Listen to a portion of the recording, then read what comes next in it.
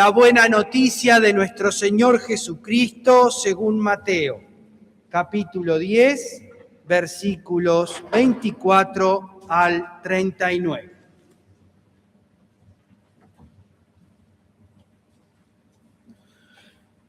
El discípulo no es más que su maestro, ni el siervo más que su señor. Bástale al discípulo ser como su maestro y al siervo como su señor. Si al padre de familia llamaron Belcebú, ¿cuántos más a los de su casa? Así que no le temáis, porque no hay nada encubierto que no haya de ser descubierto, ni nada oculto que no haya de saberse. Lo que os digo en tiniebla, predicadlo a plena luz, y lo que oís al oído, proclamadlo desde las azoteas. No temáis a los que matan el cuerpo, pero al alma no pueden matar. Temes más bien a aquel que puede destruir el alma y el cuerpo en el infierno. ¿No se venden 2 pajarillos por un cuarto? Con todo, ni uno de ellos cae a tierra sin permiso de vuestro Padre. Pues bien, aún vuestros cabellos están todos contados. Así que no temáis, más vale vosotros que muchos pajarillos. A cualquiera, pues, que me confiese delante de los hombres, yo también lo confesaré delante de mi Padre que está en los cielos. Y a cualquiera que me niegue delante de los hombres, yo también lo negaré delante de mi Padre que está en los cielos. No penséis que he venido a traer paz a la tierra. No he venido a traer paz, sino espada, porque he venido a poner en enemistad al hombre contra su padre, a la hija contra su madre, a la nuera contra su suegra. Así que los enemigos del hombre serán los de su casa.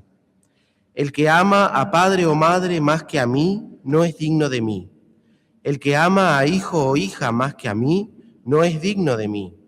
Y el que no toma su cruz y sigue en pos de mí, no es digno de mí. El que halle su vida, la perderá, y el que pierda su vida a causa de mí, la hallará. Este es el Evangelio de nuestro Señor Jesucristo. ¿Pueden tomar asiento? Bueno, este es de los pasajes que a uno le cuesta decir la buena noticia de nuestro Señor Jesucristo, ¿no es cierto? Estaba difícil, son del tipo de pasajes que yo siempre digo, si no siguiéramos el leccionario que nos sugiere o nos mandata a usar ciertos textos, es de los que nunca elegiría para predicar, ¿no? Que voy a poner a la madre contra el hijo, la nuera contra la suegra, como si no hubiera problema suficiente entre las nueras y las suegras como para poner esto y a unos contra otros. Hay que contextualizar, siempre les digo, recuerden el testimonio de Cristo en los evangelios y en lo anterior a Cristo, que es la historia del pueblo de Cristo en el Antiguo Testamento, y lo posterior a Cristo presente físicamente, que es el Nuevo Testamento en Hechos para adelante, siempre estaban pensados como relatos orales. Y los que saben de cultura oral versus cultura escrita, saben muy bien que hay veces que la oralidad busca generar un impacto. Uy, dijo que si pecas con el ojo mejor te lo cortes. Nadie se iba a olvidar de eso. Uy, dijo que iba a traer división y que nos iban a perseguir y todo.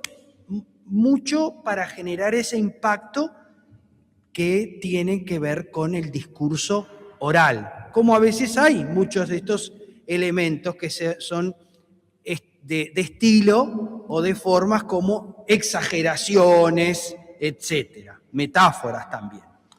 Hay una frase del cantautor Leonard Cohen que dice: hay una grieta en todo, así es como entra la luz. Cantautor canadiense. Se hizo famosa la canción por esta frase: hay una grieta en todo y por allí es por donde entra la luz. Nosotros vivimos hoy en una cultura de la perfección. Todo tiene que ser perfecto. Tenés que ser la madre perfecta porque si no el hijo va al psicólogo y ¡za! Las madres temblando porque el hijo va al psicólogo ya va a decir que la culpa es toda mía, ¿no? Es cierto, pasa, ¿no? Tenés que ser la hija perfecta, la esposa o el esposo perfecto, el padre perfecto, tener matrimonios ideales, una fe inquebrantable, una vida sin fisuras, todo perfecto. Las redes sociales han colaborado con eso, porque ahí ves que se sacan la selfie ¿cuándo nos sacamos la selfie? Cuando nos levantamos ahí todos desgreñados, no, cuando estamos, ¿no? Cuando sacamos la mesa, cuando estamos todos juntos, todo bien, sonrisa, etcétera, ¿no? Cuando estamos de viaje, cuando estamos pasando un buen momento. Nadie saca la foto en un funeral acá como estamos, ¿no? O en otra situación difícil.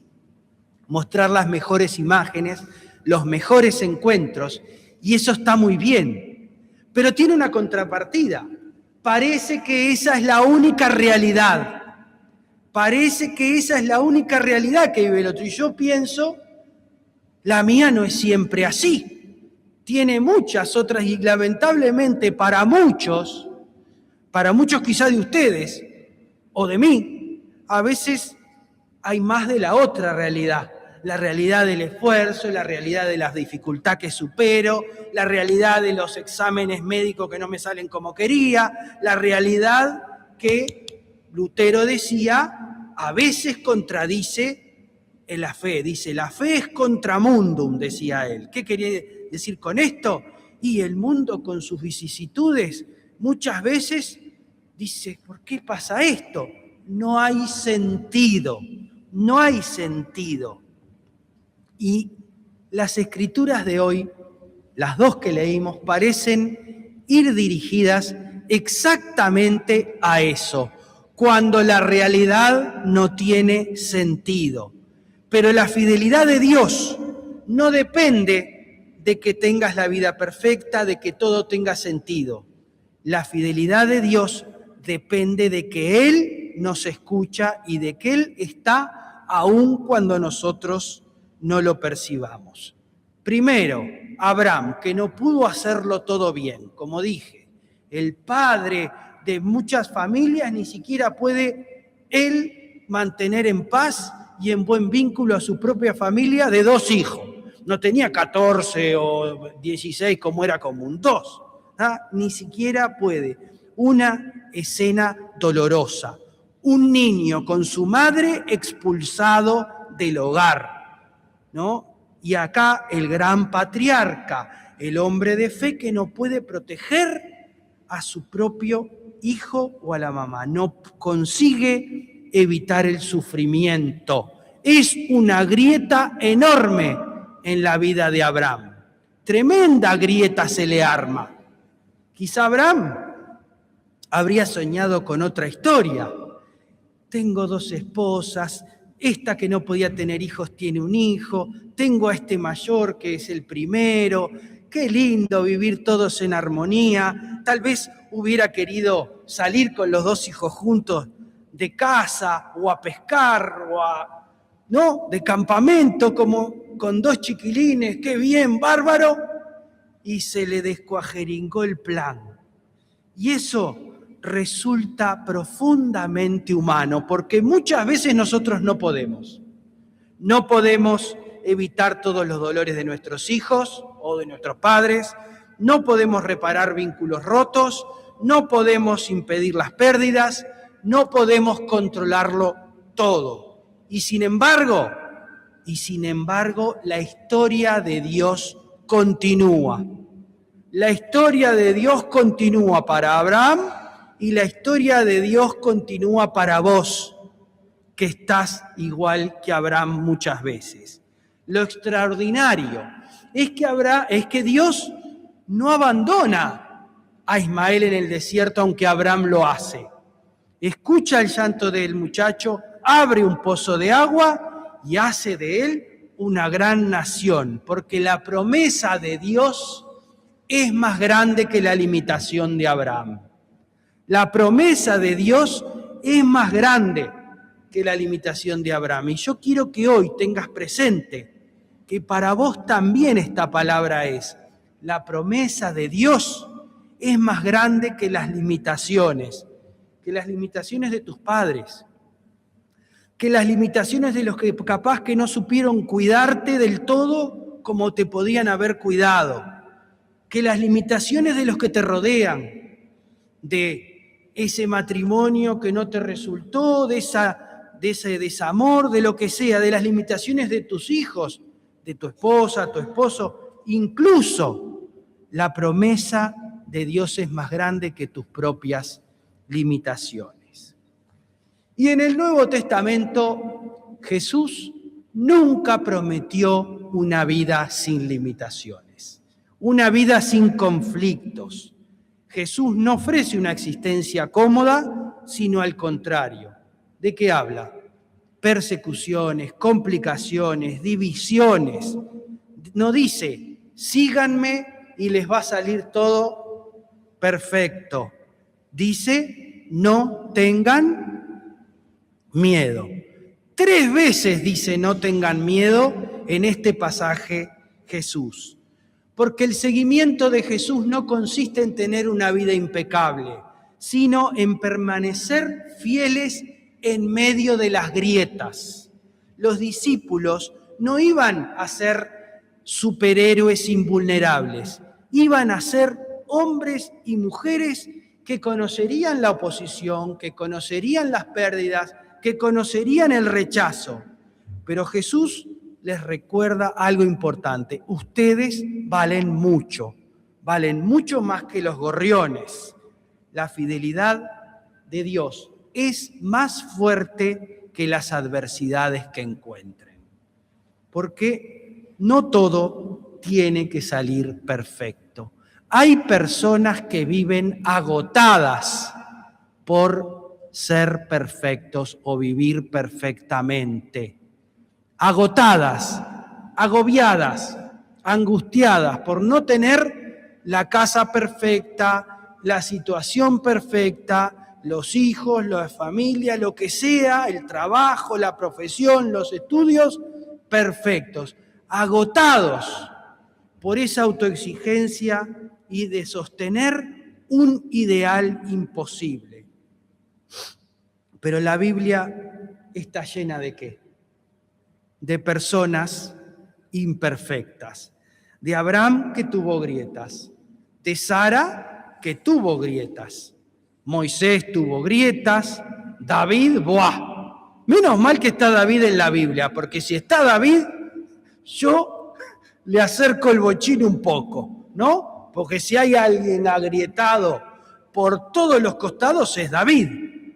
Pedro también tuvo sus grietas, varias ahí que vemos en el Evangelio. Los discípulos. Pero la perfección nunca fue condición para que Dios actuara. La condición para que Dios actuara fue la fidelidad. No se nos pide controlarlo todo. Se nos pide seguir caminando. Hay una grieta en todo. Y por allí es por donde entra la gracia. Quizá alguna de las cosas que más nos duelen son las grietas que no elegimos. Una familia que no fue como soñamos, un matrimonio que me falló, un cuerpo que envejece, una relación rota, un duelo, una vocación vivida con cansancio o una fe atravesada por las dudas. Y sin embargo, Dios no espera el final del sufrimiento para hacerse presente. En el desierto que Agar e Ismael estaban ahí para morir, allí se hace presente Dios. En las comunidades perseguidas de las que preanuncia Jesús, allí estaba Dios. Porque Dios no ama las versiones ideales de nosotros. Dios ama a personas reales. Tomás Clancy, ¿conocen las novelas de Tomás Clancy? Las policiales. están por todas, se venden ahí baratielis en todos lados, siempre novelas policiales, de misterio, de detectives, de asesinatos, estadounidense. Thomas Clancy dice: la diferencia entre la realidad, en cuanto a lo que escribe, y la ficción es que la ficción siempre tiene un sentido. En la ficción todo tiene un sentido, es decir, el asesino se descubre, el que robó es atrapado, los detectives, las pistas dan todas para ir a encontrarlo. Pero la realidad no es tan así. Hay cosas que no tienen por qué tener un sentido, al menos desde nuestra perspectiva actual. La Biblia tiene muchas cosas de estas. Por eso la Biblia es real, porque es vida entrecruzándose, es vida donde, bueno, dos mujeres que no se pueden ni ver, el hermano que le odia al otro hermano, el otro que no sé, le gustó la que estaba en la azotea y cualquier zafarrancho, el otro que lo mandó matar, el otro que le robó, y así, que escondió la comida para no darla, etc. Seguir a Cristo no significa que todo va a salir bien o que vamos a poder resolverlo todo. Abraham no pudo resolverlo todo. Los discípulos no pudieron resolverlo todo. Nosotros tampoco.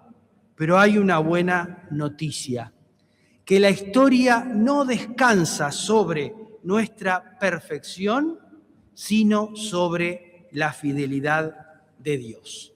Por eso cuando aparezcan las grietas, cuando descubramos nuestros límites y cuando la vida no responda a nuestros planes, podemos recordar: hay una grieta en todo. Y precisamente por allí, por esos lugares rotos, por esas fragilidades y por esas historias que no fueron como imaginábamos, entra la luz de la gracia de Dios.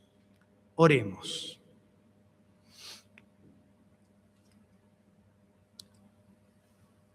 Señor, cuando nos duelan nuestras imperfecciones, cuando no podamos cuidar todo lo que amamos, cuando el miedo y la oposición nos hagan vacilar, recuérdanos que tu fidelidad es más grande que nuestras grietas.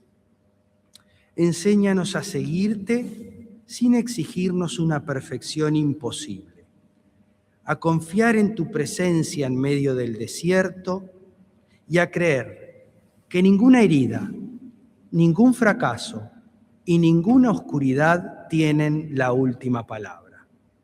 Porque aun cuando todo parezca agrietado, tu luz sigue encontrando un camino para entrar. Amén. Protégeme, Señor, con tu espíritu. Protégeme, Señor, con tu espíritu. Y déjame sentir el fuego de tu amor aquí en mi corazón, Señor. Y déjame sentir el fuego de tu amor aquí en mi corazón, Señor. Hermanos y hermanas, que Dios, que escucha en el desierto y que permanece fiel en toda adversidad, les conceda la gracia de no temer a sus propias grietas, sino de descubrir en ellas la luz de su amor. Que la bendición de Dios Todopoderoso, Padre, Hijo y Espíritu Santo, descienda sobre ustedes y permanezca para siempre. Vayan en paz, sin miedo a las grietas de la vida. El Dios fiel que los llama también los acompaña. Y allí donde parezca faltar todo, Él hará entrar la luz.